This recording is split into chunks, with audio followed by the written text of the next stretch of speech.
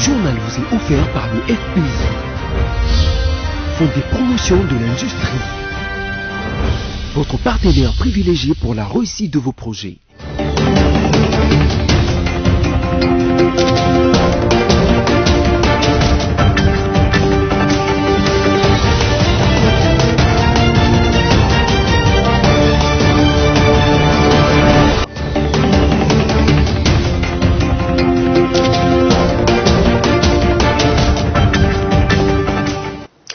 Vous informer est notre devoir, mesdames et messieurs. Bienvenue à ce nouveau numéro du journal sur BSC Télévision, dont voici le principal titre.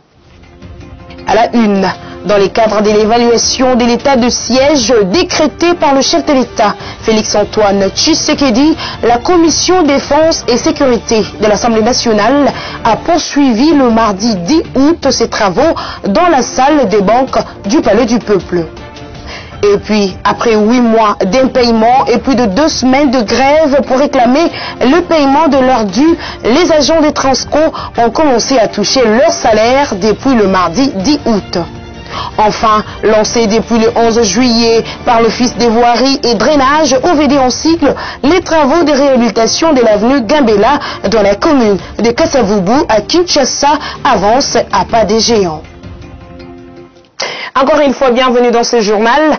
Dans le cadre de l'évaluation de l'état de siège décrété par le chef de l'État, Félix-Antoine Tshisekedi, la commission défense et sécurité de l'Assemblée nationale a poursuivi le mardi 10 août ses travaux dans la salle des banques du Palais du Peuple, où elle reçoit tour à tour les autorités du pays ayant en charge la défense et la sécurité du pays. Saveur Edi Funda était là pour le compte de BSC Télévision. La commission a commencé par auditionner le vice-ministre de l'Intérieur à l'absence de son titulaire, le vice-premier ministre, ministre de l'Intérieur, Daniel Asselo Ampéchi.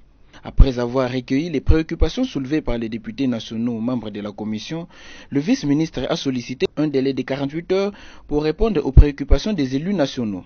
Vers 16 heures, la commission est revenue à son lieu de travail pour écouter des réponses du ministre de la Défense nationale et des anciens combattants, consécutivement au délai de 48 heures sollicité à la commission au terme de sa première audition. Dans cet exercice, M. Gilbert Kabanda, ministre de la Défense, était accompagné du chef d'état-major général des forces armées de la République démocratique du Congo, FARDC, et des gouverneurs militaires des provinces du Nord Kivu et de l'Ituri. Le ministre a fourni des réponses à la commission sur la situation globale de l'état de siège dans ces deux provinces comme promis. Au sortir de ces baptêmes de feu, Gilbert Kabanda s'est exprimé en ces termes. Ce que nous attendons de l'Assemblée nationale, c'est qu'elle approuve notre évaluation, qu'elle considère que notre évaluation est positive. Et je crois que la façon dont nous avons conclu, dont le président a conclu la rencontre avec sa commission, nous fait croire qu'effectivement, cette rencontre a apporté la lumière nécessaire.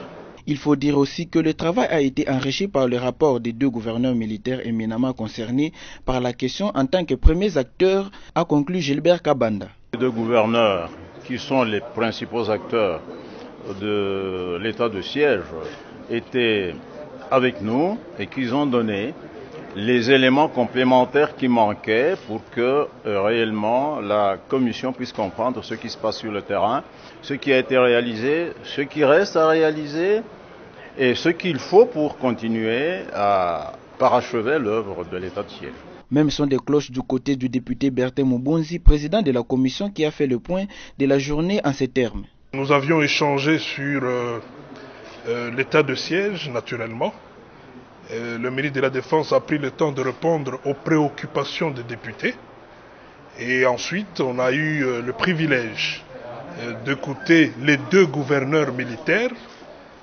Quelques questions ont été posées et je peux vous rassurer que c'était des échanges très riches qui nous ont permis de comprendre beaucoup de choses, mais aussi je pense que ça va enrichir notre rapport à l'issue de cette démarche que nous sommes en train de faire et qui n'a qu'un seul objectif, améliorer les choses pour que l'état de siège soit réellement la solution aux problèmes de sécurité à l'est de la République. En conclusion, le député Martin Mubonzi a estimé que l'état de siège soit continuel, mais autrement par rapport à la somme d'informations échangées qui permettront à la plénière de formuler des propositions pour améliorer et atteindre les objectifs escomptés. Et voilà, les candidats au poste du secrétaire exécutif de la SADC, Faustin Luanga, a été reçu mardi par le président du Sénat, Modeste Bahati Lukwebo. Il parle ici des avantages que représente cette organisation pour la République démocratique du Congo. Beaucoup d'aspects. Il y a beaucoup d'aspects en matière énergétique, en matière des ressources humaines, en matière des capitaux, en matière de l'eau et forêt. C'est qu'il y a beaucoup que le Congo peut tirer profit en étant membre de la SADC et dans beaucoup d'autres zones de libre-échange. N'eût été la SADC, ce pays n'existerait plus comme pays. La SADC est intervenue à 98, à 96, à 98. La SADC intervient chaque fois que nous avons des processus électoraux. Ça, c'est le volet paix, politique, paix et sécurité. Le volet économique, l'intégration régionale. Nous sommes un pays à vocation d'intégration. Nous avons 9 frontières. Nous devons traverser ces 9 frontières pour écouler nos marchandises et importer aussi des choses. Nous constituons un grand marché avec 90 millions d'habitants en termes de superficie et beaucoup de potentialités. C'est que nous pouvons devenir un foyer industriel, pas seulement pour toute la sous-région, mais aussi impulser les changements, impacter les changements. Il est temps que la RDC ne subisse pas seulement, mais que la RDC impacte aussi, impulse les changements qui partent du Congo, les infrastructures, que ce soit en matière de télécommunications, vous avez les infrastructures, beaucoup d'industries de transformation, que nous commencions à transformer des produits ici chez nous, au lieu seulement d'importer. Autre chose dans ce journal, entretien mardi 10 août entre le vice-premier ministre au ministre de l'Intérieur, Sécurité et Affaires coutumières, Daniel Aselo Okito, et une délégation des notables de la province du Tanganyika, conduit par le gouverneur et du président de l'Assemblée provinciale. La question sécuritaire a été parmi les points à l'ordre du jour. Suivez.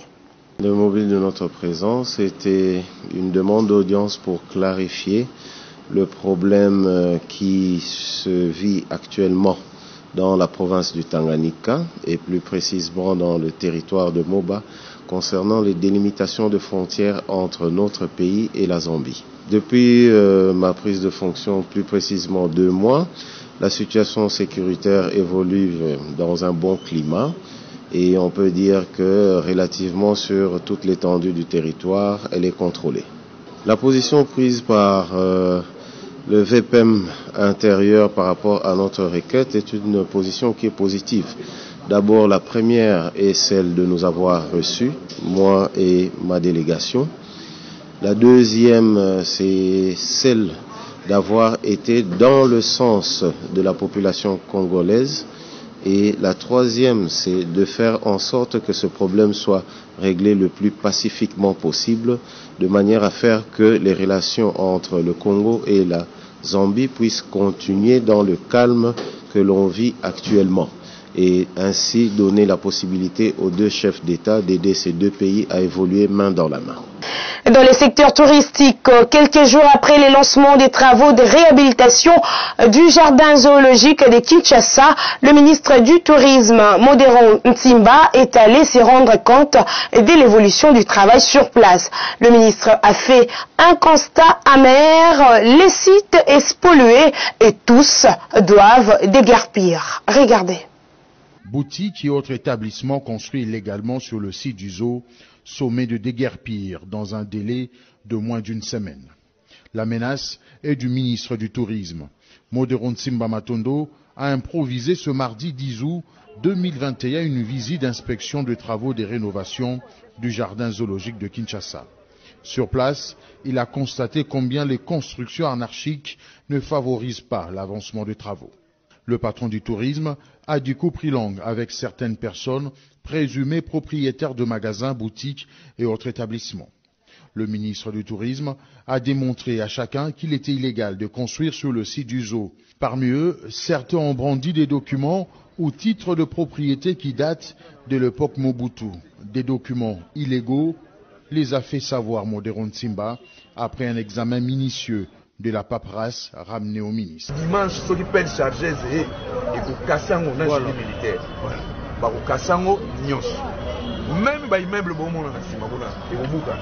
Pour rapport si comme les motos. Parce qu'on aille dans un moussali, n'engé ba misubaza abagera. Et ça vous doutez que bison est un problème. Mais bino moussali modification na biloko l'État. Dans un sous très compréhensible, dans un boya na ba contrat. Mais dans un bo bimisa biloko pour perdre te lobi mutoya ono na bimisa ke lo mais le fond de l'État. Et pour samba timbulani. Alors loko les ambongo na bino ya biloko na bino mbongo. Na sengi bino ti samedi mutu nyoso bimisa biloko na ye. Boza na compréhension mutu azwa document na ye a déposer. Donc ko soit na tongo ti pokwa. Mais ngana ko juger bino na document. Pona bilongi na ba kombo toyebani. Oui. Alors à déposer non. À déposer et pas directeur à jardin. Directeur à jardin a même un rapport ya ba occupant. Na ba engagement ya l'État vis-à-vis ya batouan.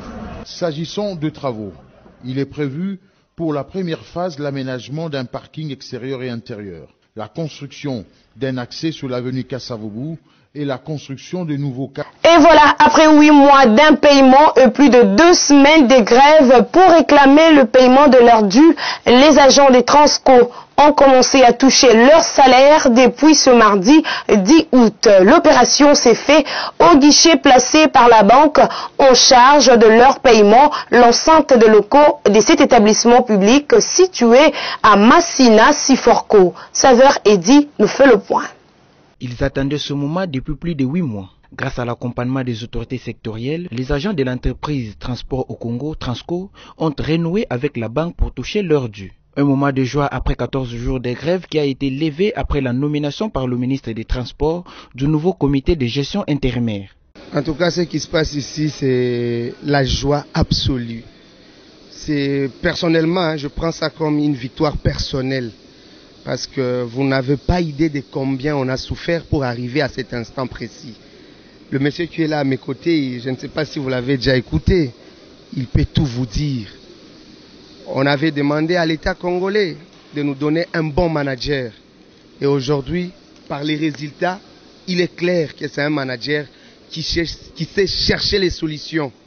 Il a frappé à la porte où on devrait trouver la solution. Et le témoignage que je peux avoir, c'est la joie de ces messieurs que vous voyez. De son côté, le directeur général de Transco explique les faits ayant conduit à ces résultats. Comme cela avait été promis, les autorités ont eu à appuyer sur l'accélérateur sérieusement, au point que la banque a eu à transcender certaines exigences.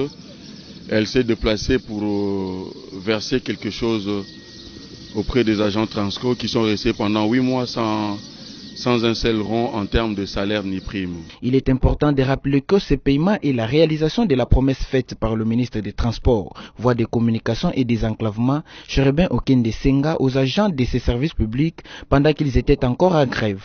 La ministre du Genre, Famille et Enfants, Gisèle Ndaya, est allée à Goma, dans la province du Nord Kivu, mardi 10 août, pour réconforter les sinistrés de la récente éruption du volcan Nyiragongo. Alice Kabangou signe ce reportage.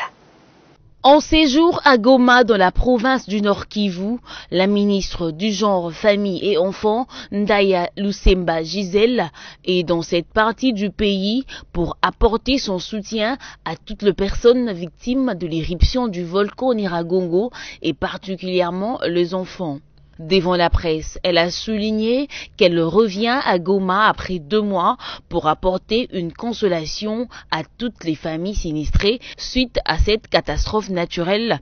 Ainsi, la ministre a fait savoir qu'au niveau de son ministère, de femmes leaders se sont croisées pour qu'un don soit apporté aux sinistrés du volcan.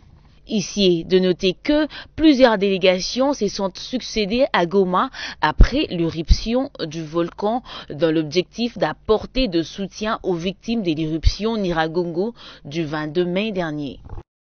En sécurité poursuivie pour l'association des malfaiteurs et vol à main armée, la cour militaire de l'Ituri en audience foraine dans la prison centrale d'Ebounia. Le week-end dernier, la 3e chambre a statué sur l'affaire qui oppose un sujet chinois et des sujets congolais. Un reportage de la presse militaire de l'Ituri. Suivez. Déclaré coupable du chef des infractions d'association de malfaiteurs. Condamné par le premier juge du tribunal militaire de garnison, ces sujets chinois et congolais sont poursuivis pour association de malfaiteurs et vol à main armée. Siégeant en matière répressive au degré d'appel, la cour militaire revient sur le dossier et annule la décision du premier verdict pour irrégularité. Le jugement est rendu par les magistrats Ngoy Kabea, président de la 3e chambre de la cour militaire de l'Ituri. En effet, il ressort des pièces du dossier qu'aucune décision de renvoi déférant les prévenus Ndaki Kamere et les Mambo Boumambo Louis devant les premiers juges n'a été établie par l'auditeur militaire des garnisons de l'Ituri. Ce faisant, les premiers juges n'auraient dit pas procéder à l'égard de ces prévenus précités en ce qu'ils n'étaient pas saisis à leur égard pour absence d'acte de saisine. L'ayant fait, il s'est autosaisi et c'est en violation des articles 214 et 215 du Code judiciaire militaire. À ce titre, l'œuvre entreprise sera annulée dans toutes ses dispositions conformément aux dispositions de l'article 107 du Code de procédure pénale. Par ces motifs, faites présenter les armes. Rappelons que depuis l'installation de la cour militaire en Ituri, la justice militaire se déploie pour appuyer l'administration provinciale dans la lutte contre l'impunité et les mafieux sur toutes ses formes. La chambre était composée du major magistrat Justin Ngoy, major magistrat Kabanga Mukendi, du commissaire supérieur adjoint Kambale Chongo, juge assesseur avec le concours du major magistrat Apollinaire Ngunzi, substituant de l'auditeur supérieur de la cour militaire. Lancé depuis le 11 juillet par l'OVD, le travaux de réhabilitation de l'avenue Gambela dans la commune de Kasavubu à Kinshasa avance à pas de géant. C'est selon un constat fait ce mercredi 11 août par la rédaction de BAC Télévision. Nous sommes sur l'avenue Gambela dans la commune de Kasavubu à Kinshasa où les travaux de réhabilitation de cette avenue avancent à pas de géant et la population de ces coins s'est dit très satisfaite. Nous sommes très contentes de voir l'évolution de ces travaux qui avancent déjà très bien et nous disons merci beaucoup aux autorités de notre pays parce que avant cette avenue était vraiment impraticable, surtout en saison de pluie. Et on ne croyait pas qu'aujourd'hui cette route allait devenir comme ça. Nous disons un grand merci au président Félix Tshisekedi. Vraiment, je dis grand merci pour cette route. C'est depuis 2011 que cette avenue était délabrée. Vraiment merci beaucoup, surtout pour nous les motards. Nous sommes vraiment satisfaits. D'autres personnes demandent aux autorités de faire beaucoup de suivi pour que ces travaux vont jusqu'à la fin. Premièrement, nous disons merci pour ce travaux, mais nous demandons seulement la volonté de nos autorités pour que ce travaux arrive jusqu'à la fin. La fois dernière, ils ont commencé sans terminer. C'est pourquoi nous demandons beaucoup de suivi pour que ce travaux finisse. Parce que si ça se termine, ça sera pour notre bénéfice et ça va encore nous donner du courage pour voter aux élections prochaines. Pour rappel, la réhabilitation de l'avenue Gambela a été lancée depuis le 1er juillet 2021 par l'Office de voirie et drainage OVD pour un délai de 3 mois. Mesdames et messieurs, place à présent à la revue de presse.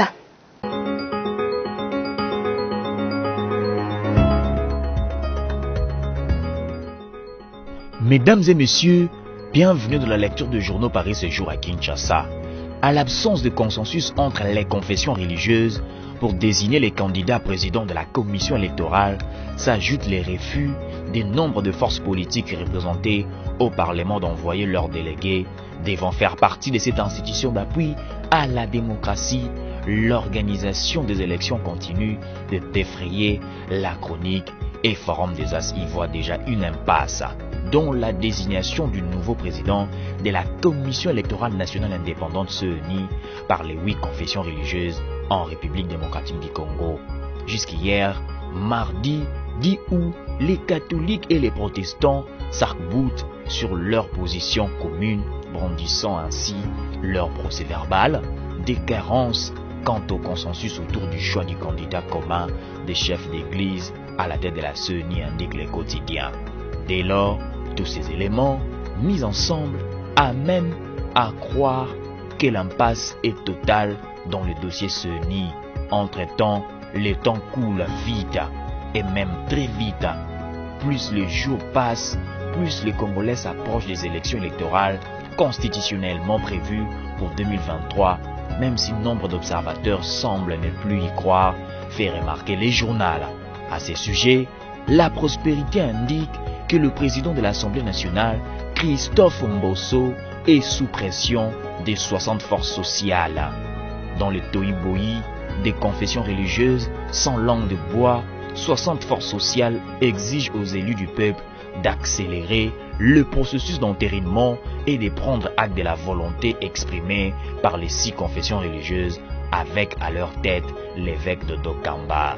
Tous les regards se tournent désormais vers les élus du peuple, particulièrement sur les speakers de l'Assemblée nationale, Christophe Mbosso, pour une décision judicieuse et apaisée, conseille les quotidiens.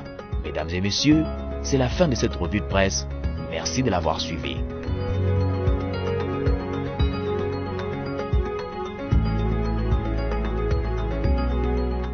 Et voilà, si vous nous avez pris un cours de diffusion, voici les rappels de principaux titres. À la une, dans le cadre de l'évaluation de l'état de siège décrété par le chef de l'État, Félix-Antoine Tshisekedi, la commission défense et sécurité de l'Assemblée nationale a poursuivi le mardi 10 août ses travaux dans la salle des banques du Palais du Peuple. Et puis, après 8 mois d'impayement et plus de 2 semaines de grève pour réclamer le paiement de leurs dû, les agents des Transco ont commencé à toucher leur salaire depuis le mardi 10 août. Enfin, lancé depuis le 11 juillet par l'Office des voiries et drainage OVD en cycle, les travaux de réhabilitation de l'avenue Gambela dans la commune de Kasavubu à Kinshasa avancent à pas des géants. Enfin, ce journal qui a été préparé par l'ensemble de la rédaction de BSI Télévision est terminé. Merci à vous de l'avoir suivi, mais surtout, restez-nous fidèles.